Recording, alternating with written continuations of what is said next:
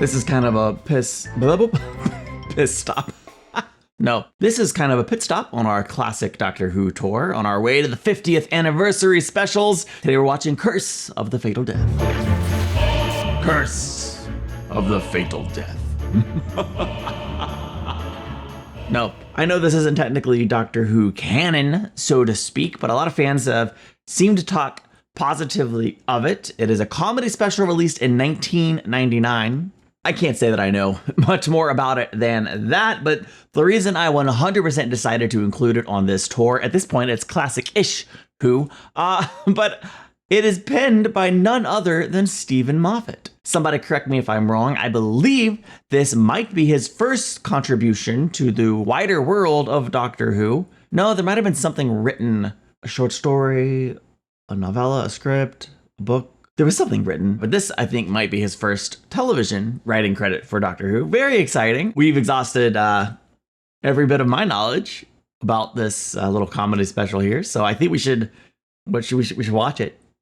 Check me out on Patreon if you want to support the channel. You can watch the next 8 weeks worth of reaction, which will include by now the entirety of the Doctor Who 50th anniversary and likely leading into a good portion of Series 8. I can't wait to get there. But we're here. Check that out if you want. Let's experience Curse of the Fatal Death for the very first time. Okay, we're using the traditional theme song. Classic. You are doomed, Doctor. The Master. Doomed. And even you will not suspect until it's far too late. Okay. You know, Fun. if you're going to spy on me, you really should turn the speaker off. Naturally, I wished you to know. He that played your it off. certain death is now certain. Solid cover. You will never suspect that your destruction awaits you on planet Zaston 4. You only turned the picture off, I'm afraid. I can still hear you. I know that. I wanted to talk to you anyway. I have some news that even my arch-enemy needs to hear. Meet me on the planet Tercerus in 2 hours relative time. My revenge will be all the sweeter. And it will be a deadly vengeance. I'm just like waiting for it. Deadly vengeance of deadly revenge. Yes, I love the deadly vengeance of deadly revenge. It's the best kind of deadly revenge. Vengeance, deadly, vengeance, deadly. I guess the Doctor couldn't hear him anymore, but it was dramatic as heck. The planet Tercerus, once home to the Tercerons, the most kindly and peace-loving race I've ever encountered. They could communicate only by precisely modulated gastric emission. Oh no. Oh, no, it's right. The bottom burp. What happened to them? They discovered fire. Oh. That's deadly. That was, oh boy, Well, okay. When you told me to meet you at Castle Tercerus, I simply traveled back in time 100 years. There you go. And I bribed the architect, Spikes of Doom. Oh no, wait, hey, whoa. What? That didn't go. Say hello to the sofa of reasonable comfort. Naturally, I anticipated your journey back in time, and so I traveled slightly further back and bribed the architect first. Or so you think. Naturally, I anticipated Time your travel. traveling back in time. Listen, I know I said the Seventh Doctor reminded me of a quirky detective, a la Mr. Bean was what I was thinking. That's all. I anticipated your journey back to an even earlier point. Doctor, will you stop showing off? You've got something to tell the Master. Just tell him. Valid, yeah. Thank you for keeping us focused today. I have grown weary of all the evil in the cosmos. Oh. So I have decided to retire and get married. What? Yes. Without even knowing I was looking, I have found a woman to love. Congrats, A Doctor. woman more... I shall travel back in time once more and buy the architect an expensive dinner and suggest he fits a lever just here and a trapdoor leading to the vast and disgusting sewers of Tercerus. Prepare for 500 miles of fear and feces. Oh, not fear and feces. Guess what the Doctor did? I had dinner with him and suggested he place the trapdoor right here. Time travel's great. Not so fast. 500 years How can he later. be here? It's taken me 312 years to climb out of those Faster than I cellars. anticipated. Then naturally you found your TARDIS and traveled back in time to the present day. I did not come alone. Of course, we can't have Doctor Who without the Daleks. After 3 centuries of climbing through those sewers, only the Daleks would accompany me. Because only the Daleks don't have noses. Yep. So, Doctor, we meet again. My body has been augmented by superior Dalek technology. Oh no. A plunger hand. So what can you do with that then? What? You don't know, do you? Exterminate! No! After 3 centuries of wading through those vast, steamy lakes, Oh no. climbing those huge, squelchy mountains. He's great with adjectives. After a lifetime of only dung slugs for food, Dung slug. I'm going to kill the Doctor myself. With my own bare hands. Die! It's not gonna work. That's 312 years later. Oh, gross. 624 years. It's a lot of lifetimes. After them, you fools! Get them! No, Dalek! Yep, that checks out. 936 years. No regeneration, no actual death. Impressive. Horrifying. So, given that exterminating you would be the most sensible thing to do, why do they always change their minds at the last moment? Good question. I'll explain later. Behold, once again I have been augmented by superior Dalek technology, rejuvenating my physical form. Breasts. It's certainly Not breasts, okay? okay. Dalek bumps. They can detect ion-charged Call him emissions. whatever you want, my man. Ish. Man-ish. They're also extremely firm. Supple, I bet, too.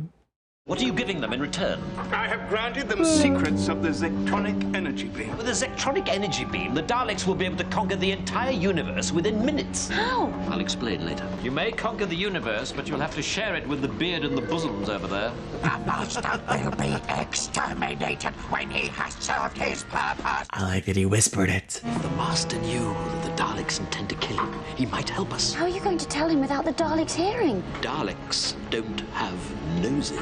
The Master and I both bribed the castle architect. Not only do I speak perfect Terceran, but so does he. I can communicate with the Master by carefully controlled breaking of wind. Oh, Could I no. be tied to a different chair? Why'd you have chairs on a Dalek spaceship anyway? We will explain later. Yep, always gotta explain later. Danger.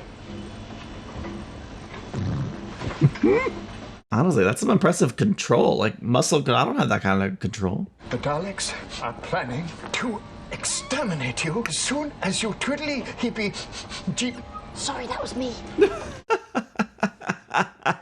Exterminate! Exterminate!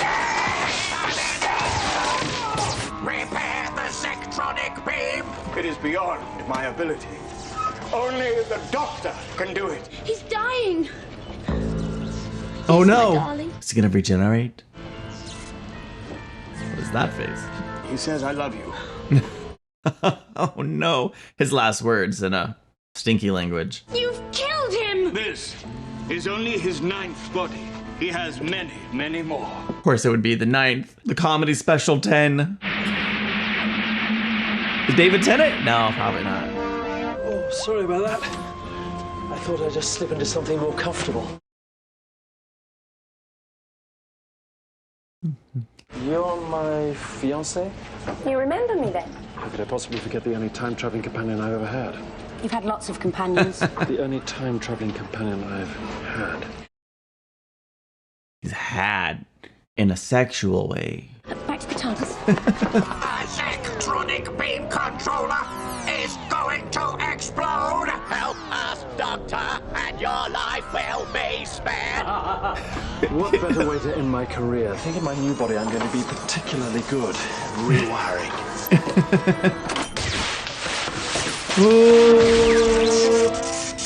Oh, bugger. Doctor? What is going on? Everyone seems so familiar. Problems of changing personas. So unpredictable. So he's 11 now, huh? You don't want to try again, do you? Probably not a bad idea, actually. Sir. Probably located in this area. Hey! Oh no. 12? 12 looks a lot like Hugh Grant. Gone and used up 3 whole bodies in just under a minute. 12 is definitely Hugh Grant. Doctor. Oh, she's into him now. Oh no! They couldn't afford Hugh for more than 30 seconds! The Doctor has saved the Daleks. His life will be spared. No, his life is already lost. Oh. That was a discharge of pure Zactronic energy. Even a Time Lord cannot survive its terrible power. No. I'm afraid this is the end. Bring back the comedy! This is not funny. Look after the universe for me. I've put a lot of work into it. But how can we look after it without you? I'll explain. Later. Listen to me.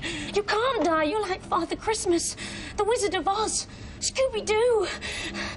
And I love you very much. From this day forward, I will renounce evil and follow the path of goodness to honor my fallen foe. What? The Doctor saved the Daleks. The Daleks, too, will honor their mortal enemy. Everybody becomes good when the Doctor dies? That's kind of great. Oh, no. Oh no. It's impossible. Maybe even the universe can't bear to be without the Doctor. What's gonna happen? Emma, look. What? I've got etheric beam locators. No, Doctor. I'm Those. afraid those are actual breasts. So the 13th Doctor was always a woman. It was in the cards, predestined. Your mother's going to Oh. get a bit of a surprise at the wedding, isn't she? Do you think we'll both wear white?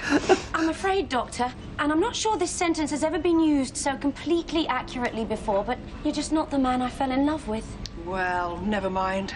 We can still rattle around the universe, fighting monsters and saving planets. What could be more fun? My best friend by my side, my trusty old TARDIS. You are rather gorgeous. I'm not bad, am I? No. To think of it, you're a great deal more attractive than I remember. Why? No. Thank you. Tell me, I forbid it. why do they call you the Master? I'll explain later. No. This is a horror movie.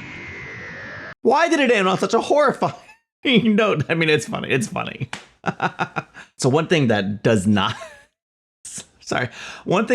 surprise me is one of the first things Stephen Moffat does in this comedy special is play with the rules of time travel and have the Doctor and the Master using time to one-up each other. Clearly, that's a Stephen Moffat thing that he's always done from the very beginning. Now, I haven't seen all of Stephen Moffat's season. If you're new to my channel, I'm just finishing up Series 7, about to watch the 50th anniversary specials. You may have gathered that from my intro, but not everyone watches that. Although, if you didn't watch the intro, you're probably not watching this.